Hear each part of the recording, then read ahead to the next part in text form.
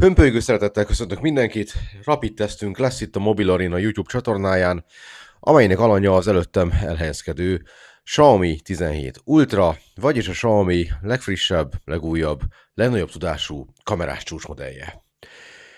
Van ennek ugye előzményenek a telefonnak, 15 Ultra meg 14 Ultra, de a 17 Ultra ugye az egy olyan modell, aminél a Xiaomi tényleg nagyon oda tette magát, és szerették volna a piac legjobb kamerás telefonját kihozni, és az a helyzet, és ezzel előre van point egy picit, hogy ez helyek közel sikerült is nekik, szóval, hogy ez tényleg egy nagyon jó telefon.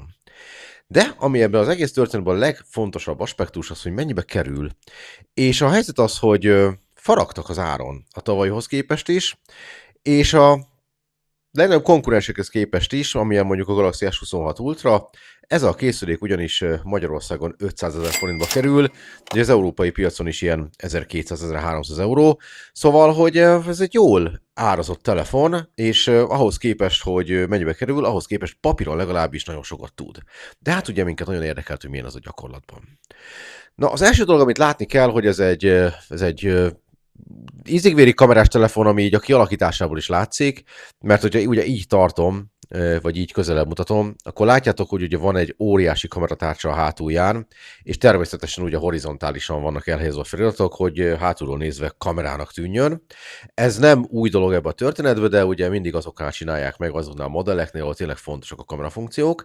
Másrészt pedig ez egy elég nagy és nehéz készülék. Kapásból 218 grammot nyom a mérlegen, és hát ugye félő volt egy picit, hogy a súlyelosztása nem lesz ideális, mert hogy ugye van ez az óriási tárcsa a hátulján, és emiatt talán előre billen, de nagyon jól balanszolták belül az alkatrészeket, és ezért tök stabilan meg lehet tartani.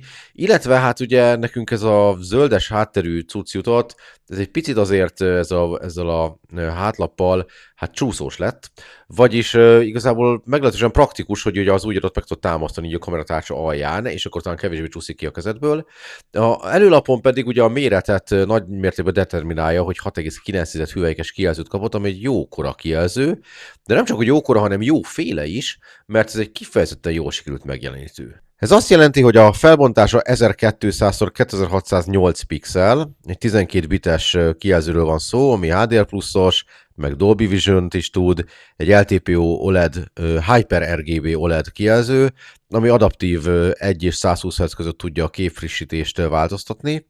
És a helyzet az, hogy fénysűrűség tekintetében is jól állunk, mert hogy ha nem is annyira fényes, mint mondjuk egy Galaxy S25 Ultra, de azt lehet mondani, hogy korrekt, kifejezetten korrekt.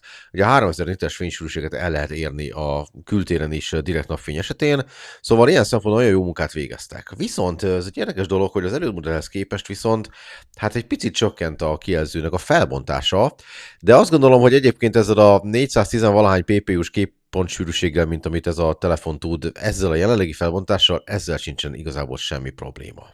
Mielőtt rátérnék a hardware-re, hagyd mondjam el, hogy egyébként a kialakítás kifejezetten jól sikerült, nagyon minőségi, kifejezetten tömbszerű ez a dolog. Ugye Gorilla Glass védi magát a kameraszenzorokat is, az üveglapot pedig a Xiaomi saját fejlesztésű edzetüvege. És hát ugye két nanoszövetet bele lehet tenni alulra, van rajta egy Type-C csatlakozó nyilván, támogatja az eSIM-et, megvan az IP68-69-es ellenállósága a vízzel szemben, szóval, hogy úgy kézbe veszed és azt mondod, hogy igen, ez egy decens jószág, ezen érződik, hogy egy magas árfekvésű telefon, szóval tényleg nem nagyon lehet belekötni a kialakításába. Nincsenek extra gombok, tehát annak ellenére, hogy ez egy kamerás készülék, nincs ott a kameragomb, nincs ott a AI gomb, ez egy kicsit, hát olyan megnyugtató. Viszont jópofák ezek a kerek hangerőszabályzó gombok, mert könnyen rájut az új, alattuk pedig ugye ott van a klasszikus kibekapcs.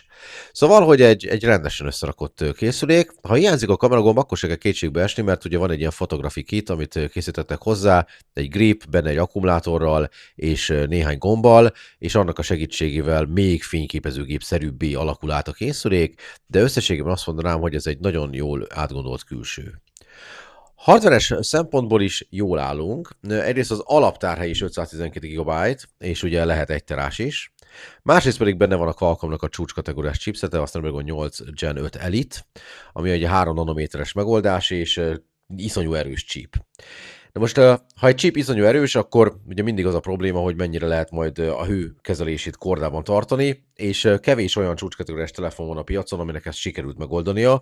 Egyébként a Magic 8 Pro-nak pont sikerült, de a Xiaomi-nál annyira nem. Ha nagyon megterheled, akkor elkezd egyrészt melegedni, másrészt pedig visszaveszi a GPU teljesítményt egy olyan 67-68%-ra, ami csak azért nem gáz, mert annyi erő van ebbe a chipbe, hogy igazából bármit csinálhatsz vele, nem tudod annyira kihajtani, tehát mi is csak az ilyen sebességteszteknél tudunk bele annyi erőforrás igényt bele táplálni, hogy aztán tényleg elkezdjen melegedni és elkezdje visszavenni a teljesítményt. Normál körülmények között videózol, fotózol, játszol, navigálsz, bármit csinálsz, nem melegszik túl, szóval ilyen szempontból igazából rendben vagyunk. A szoftverünk ebben az esetben is a HyperOS 3 Android 16-ra fölrakva. Érdekes módon a Xiaomi most csak 5 évnyi szoftverfrissítési ígérettel jött ki. Ugye Samsung is 7 évet ígér meg, most már a Motorola Signature is. De ennél maradtak az 5 évnél. Ugye a HyperOS 3 az a Xiaomi-nak a legfrissebb felülete. Mondhatjuk azt, hogy ez a legjobb MIUI, amit valaha láttunk, mert tényleg mostanában egy nagyon kicsi szólt, nagyon összezett valami, tele van tolva mindenféle jópofa trükkel, gesztusvezérléssel, animációval, dinamikus szigettel, lebegő ablakokkal és egyéb trükkökkel. Viszont miután ez egy prémium kategóriás Xiaomi, ezért aztán nincsenek benne tolakodó reklámok, és az értesítések, amiket így kéretlenül néha küldözget a rendszer, azok is hát kordában tarthatóak, valamint relatív kevés benne a bloatware, amiket egyébként is lehet belőle törölgetni. Szóval, hogy talán ez az egyik legjobb Xiaomi rendszer, ami az utóbbi években piacra került, nem csak azért, mert mostanra már tényleg nagyon ki van csiszolva, hanem azért is, mert rengeteg apró extra van benne, mint amilyen a Xiaomi Interconnectivity, ami Windows meg gépekkel is biztosítja az átjárhatóságot, vagy ugye lehet mondani azokat az AI funkciókat, amik egyáltalán nincsenek túltolva, nincsenek kirakva az ablakban, nincs neki külön dedikált gombja, nincs külön dedikált menü sem hozzá, hanem csak egyszerűen ott vannak és működnek. Ugye nyilván ezeknek az egyik része vizuális is a képeditorban, radírozás, képkiterjesztés, felbontás, változtatás és egyéb trükközésekre jó.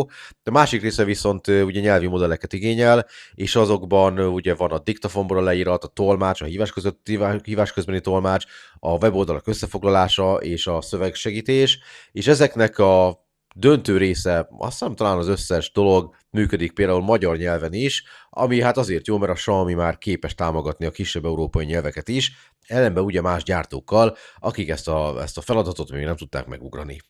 És nincs az arcodba tolva, tehát hogy nem az van, hogy állandóan így traktál, hogy ezt próbált ki, egyszerűen csak, hogyha szükséged van rá, akkor benne van a készülékbe, és működik, mint ahogyan nyilván a Google Gemini szolgáltatása is megtalálhatók benne, hiszen ugye Android alapú rendszerről beszélünk. Van egy kis Apple szag egyébként, ami terjeng a levegőben, amikor egy Xiaomi készüléken a HyperOS 3-at használgatod, dinamikus sziget van benne, meg a vezérlőközpont is nagyon hasonlít, sokszor az animációk is nagyon hasonlóak, szóval, hogy látszik, hogy volt honnan inspirálódni a Xiaomi-nak, de megmaradtak a saját Xiaomi-s dolgaik is.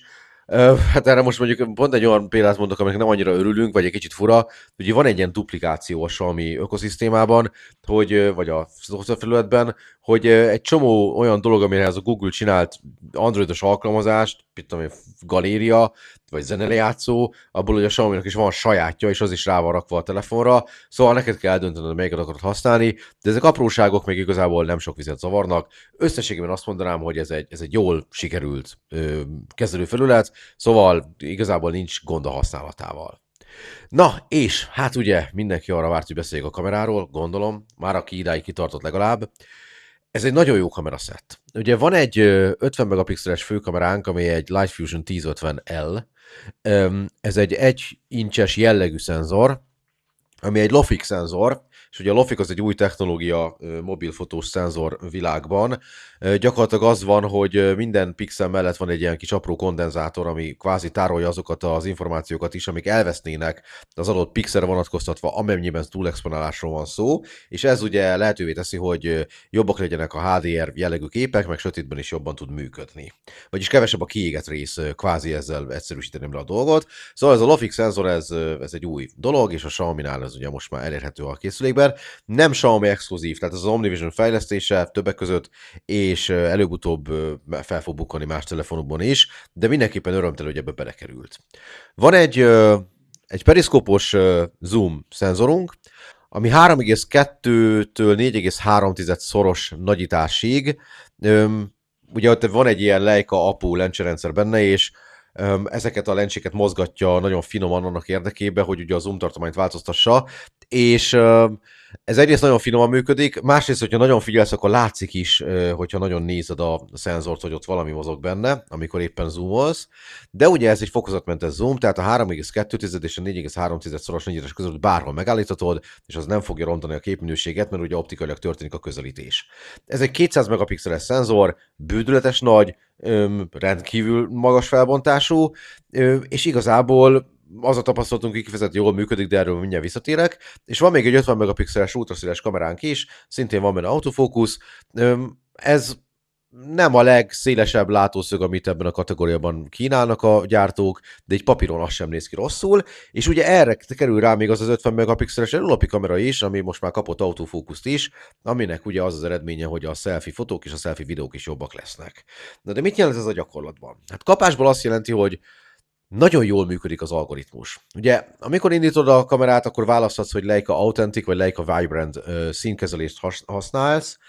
Eddig mindig azt mondtuk, hogy a Leica Authentic egy kicsit természetesebb, de most az volt a benyomásunk, hogy a Leica Vibrant-tel kifejezetten jó képek készülnek, úgyhogy mi azt használtuk, és azok a fotók, amiket itt fogtok látni, azok mind azzal készültek. Ugyanakkor viszont az is az érzésünk, hogy egy picit felülexponál főleg a főkamera, nem csak fotózásnál, videózásnál is, de ez egy ilyen 0,3 fényérték körülbelül. Ha téged nem zavar, hogy világosabbak a képek a megszokottnál, akkor egyáltalán nem lesz ez a problémád, de egyébként nyilván nem egy nagy truváj visszavenni egy picit a képek világosságát. Na most az összes létező fotós és videó most megvan, DNG RAW, meg mindenféle egyéb dolgot tud, a profi módban rengeteg trükköt be lehet kapcsolni, de igazából az emberek nagy zöme úgyis hát alapvetően automata módban használ, bindelt képeket fog készíteni, vagyis 12,5 megapixeles képeket. És a főkamera rohadt jó. A nappal is nagyon-nagyon jól dolgozik, iszonyú széles a dinamika tartományban a mobilos mezőnyben, nagyon jók a részletek, el vannak találva a színek, ugye van a színhőmérséklet szenzor a hátlapon, jók az elkülönítések portréknál az alany és a háttér között, szóval tényleg egy nagyon jól sikerült főkameráról beszélünk, nappal sem jön zavarba, este is korrekt képeket lő. Ha elkezdesz fölmenni a nagyításba, akkor ugye először szenzorzoomot fogsz használni, de a kétszeres érték a piac egyik legjobb szenzorzoomja ebből az 50 megapixeles főkamerából. Kifejezetten jók a kétszeres képek is 12,5 megapixelen. Ha eljutsz a háromszoros zoomig, akkor ott már gyengül a minőség, de ha már odáig eljutottál, akkor már jussál el légy szíves 3,2-szeresig, mert ott már be fog kapcsolni az erre dedikált szenzor, ugye a teleszenzor, és 3,2-szeres nagyítás mellett iszonyú jó képeket csinál, 4,3-szeres nagyításig bezárólag ez tökéletesen működik, és ha meg elindulsz fölfelé, akkor ugye pedig a telés szenzor a 200 megapixelből fog tudni szenzorzoomot csinálni, és még 8,6-szoros nagyításnál is, ami ugye a kétszeres szenzorzoom a telés szenzorhoz, teljesen vállalható képeid vannak.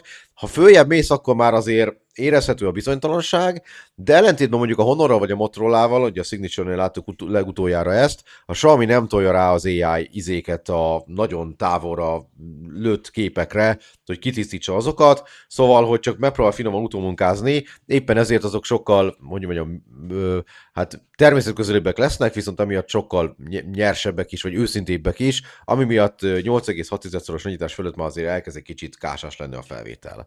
Az ultraszéles kamera nem a piac legjobbja, de bőven elég jó. Az éjszaka egy picit már bizonytalankodik, de a nappali körülményekben azt is bőven lehet használni. Szóval fotózási szempontból ez a set, ezekkel a szenzorokkal és ezekkel a látószögekkel gyakorlatilag lefed bármilyen élethelyzetet. Ezt ugye 3 szenzor oldotta meg most a Xiaomi, és kifejezetten jól sikerült ez a megoldás, szóval mi a fotós képességeivel nagyon-nagyon meg voltunk elégedve ezzel a telefonnal. A videós képességek is jók, nem piacvezetőek, de jók. Ugye 8K-ra is képes, de azt talán keveset fogjuk használni. 4K-ban már tud 120 FPS-t is, de 30 meg 60-ba hozza a legjobb eredményt. Ugye a főkamera meg a zoom szenzor mögött van optikai stabilizáció, az ultraszéles mögött nyilván nincsen, de hát oda talán annyira nem is kell. A főkamerával nagyon jó videókat lehet csinálni nappal is, este is. Sokkal kevésbé zavarják a szembejövő fények az autofókusz, mint eddig, sokkal kevesebb az ilyen vibráló eredmény esti felvételeknél. A zoom szenzornál ez picit gyakrabban fordul elő, de még ott sem gáz, és hát ugye a fokozatmentes nagyítás az marha jól jön akkor, amikor te videózás közben valamire rá akarsz közelíteni, szinte észrevehetetlen a lencseváltás pillanata, szóval azt nagyon szépen megoldották, akkor viszont észrevehető, amikor az előlapi kamerára váltasz, ott kiesik egy másodperc, de amikor a hátlapi szettel dolgozol, akkor teljesen jó vagy, és az ultraszélessel is lehet nappal videózni, este azzal már szerintem nem feltétlenül érdemes, mert ott nagyon romlik a minőség, de összességében videózás szempontból is rendben vagyunk. Egy picit az a furcsa, hogy mozgáskiegyenlítés szempontjából nincs az annyira szeren ez a telefon, mint mondjuk egy Samsung vagy egy Apple, de nem tragikus a helyzet, szóval nem azt mondom, hogy ez egy óriási probléma, csak ha összehasonlítom őket, akkor azt érzem, hogy azok egy kicsit finomabb mozgást tudnak csinálni akkor, amikor az ember remegősebb kézzel áll neki valamilyen téma megörökítésének. Szóval ez jól sikerült, az a helyzet, ez jól sikerült. Na, és akkor üzemidő. Ugye az van, hogy ez egy kicsit fura, de a kínai verzióban 6800 mAh aksi van, az európaiban csak 6000 mAh-ot tettek, 90 wattos vezetékes és 50 wattos vezeték nélkül töltéssel. Ugye az utóbbihoz mindenképpen kell a Xiaomi-nek a saját töltőpadja. A 90 wattot elvileg, hát ugye el kéne érje a PD3.1-en is, nem ért el nálunk, hanem ilyen 65-70 wattot tudott hozni, az sem rossz egyébként, és a 6000 mAh pedig szavatolja azt, hogy igazából egy dolgos munkanapot simán végig tudsz vele csinálni. Tehát elviheted egy rendezvényre, végig vagy egy utazásra, fotózol, videózol, egész nap nem fog lemerülni, de azért estére tedd töltőre. Ha nem csinálsz ilyen furcsa dolgokat vele, egy kamerás telefonnal óriási meglepetés, akkor viszont hát másfél-két napig is kibírja, de nem szignifikánsan hosszabb az üzemideje, mint egy 5000 mAh-s Galaxy S25 Ultrának, viszont mégiscsak az van, hogy nagyon alacsony a készületi fogyasztása például, egy éjszaka alatt mondjuk ilyen 2-3, maximum 4%-ot merül, úgyhogy minden be van rajta kapcsolva, szóval, hogy relatív takarékos, de nem annyira jó az üzemidő, mint amennyi mondjuk egy OnePlus 15R-nél elérhető, de hát nyilván abban nagyobb is az akkumulátor. Adatkommunikáció fronton minden van, ugye még infra is, de ami nincs, az az UVB, és a Xiaomi-nál az valahogy ez most gyerekként van kezelve, a nyomkövetőjükben sincsen, meg ugye a telefonjukban sincsen, de Wi-Fi 7, meg a legfrissebb Bluetooth, az mind megvan, meg nyilván az összes 5G hálózaton működik, szóval ilyen szempontból nincs gond, sőt benne van az offline kommunikáció is, ugye a Surge chippel, ami azt jelenti, hogy egy másik Xiaomi eszközzel mobilhálózat nélkül is tud beszélgetni másfél kilométeres hatótávon belül szabadtéren, ez mindenképpen pozitívum, és ahogy terjed azoknak a Xiaomi készülékeknek a számossága, amiben ez benne van, úgy lesz ez valószínűleg bizonyos helyzetekben egyre inkább életmentő, szóval, hogy még ilyet is tud a cucc. Tehát én azt mondom, hogy ez egy nagyon jól összerakott csomag, ez egy nagyon jól sikerült telefon.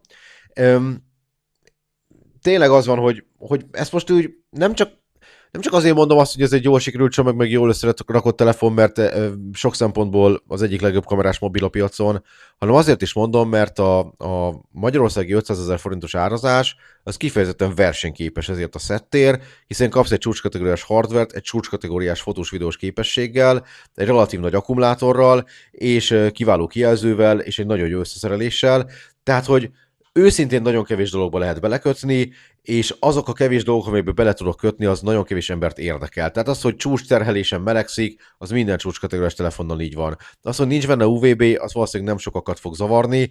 Az, hogy a videó minőség az iPhone-nak talán egy picit jobb, az a talán egy picit szintű különbség, az szintén nem fog sokakat zavarni. Tehát én azt mondom, hogy ezt most eltalálták, mind kialakításban, mind árazásban, mind tudásban, mind fotós videós képességekben a Xiaomi 17 Ultra egy egészen kiváló okostelefon lett, úgyhogy mi nagyon elégedettek voltunk vele. Ha még ennél is többet szeretnél tudni a készülékről, akkor van egy remek cikkünk a Mobil Arénán, aminek a linkjét betettem a leírásban, nyugodtan olvasd el.